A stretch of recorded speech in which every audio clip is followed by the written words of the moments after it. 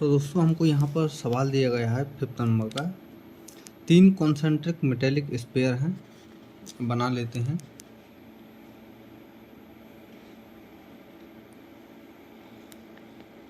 ठीक है,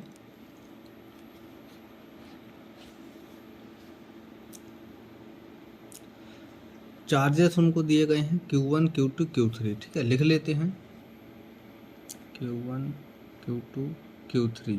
ठीक है, it is found that surface charge density on outer surface of the cell are equal.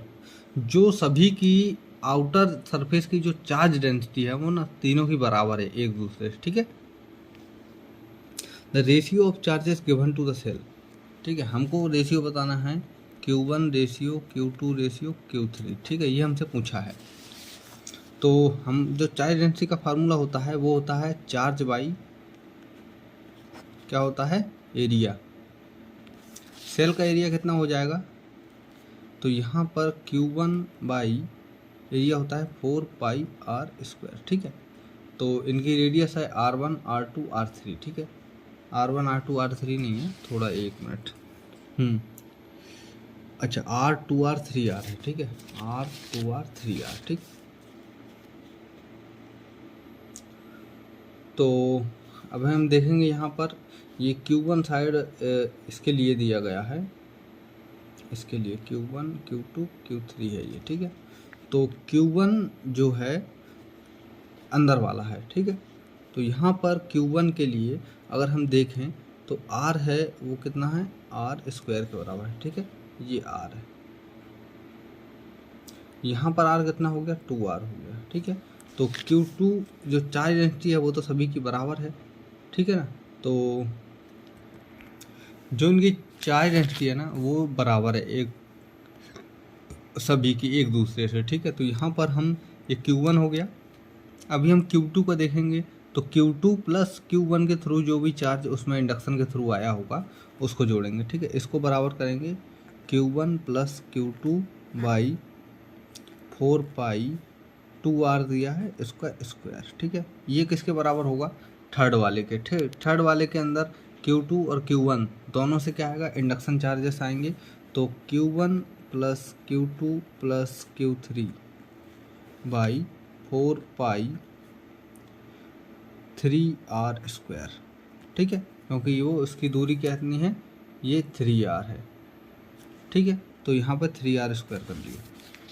तो अब यहाँ पर ये इस कितना बन जाएगा, अब देखिए ध्यान से। ठीक है, तो Q1 by 4πR² equal to Q1 plus Q2 by 4π4R²।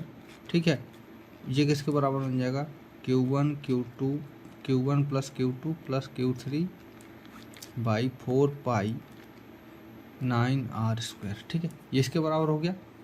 इसके बाद में यहाँ सभी से 4πR² और ये 4πR² ये चलेगा। ठीक है, अब क्या बचा यहाँ पर, Q1 कुछ नहीं, Q1 प्लस Q2 बाई 4, यहाँ कितना बचा, Q1 plus Q2 plus Q3।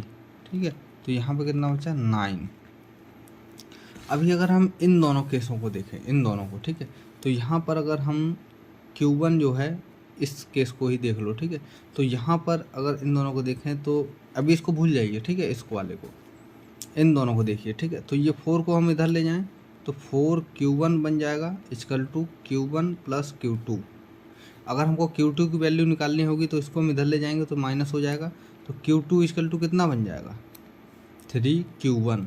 ठीक है, इतना बन गया जी। अब Q2 की वैल्यू हमको मिल जाएगी कितनी, 3Q1। तो हम Q2 की वैल्यू यहाँ पे रख सकते हैं। तो यहाँ पे ये वैल्यू कितनी बन जाएगी, Q1 plus 3Q1 plus Q3 by 9। ठीक है, तो यहाँ पर Q1 और 3Q1 ये कितने हो गए, 4Q1 प्लस Q3 बाई 9। ये किसके बराबर थे, Q के बराबर थे। ठीक है। तो यहाँ पे हम अगर क्यू रख दें Q1 तो ये 9Q1 बन जाएगा, 9Q1। और इसको हम Q3 को अगर इसको हम इधर कर दें माइनस हो जाएगा, ये 9 में से 4 गए, कितने बचेंगे 5 बचेंगे। तो Q3 इक्वल टू कितना आ जाएगा 5Q1, ठीक है। अब देखिए सभी की वैल्यू आ गई है। तो हम एक बार 1 मिनट यहीं बगल में ही कर लेते हैं। तो Q1 इक्वल टू कितना, Q2 की वैल्यू कितनी आ गई 3Q1 आ गई, और Q3 की वैल्यू कितनी आ गई 5Q1 आ गई, ठीक है। तो Q1 कॉमन थे, तो 1:3:5 जो है हमारा आंसर आ गया। तो आप लोगों को अगर समझ में आ गया हो तो आप लोग सपोर्ट करिए।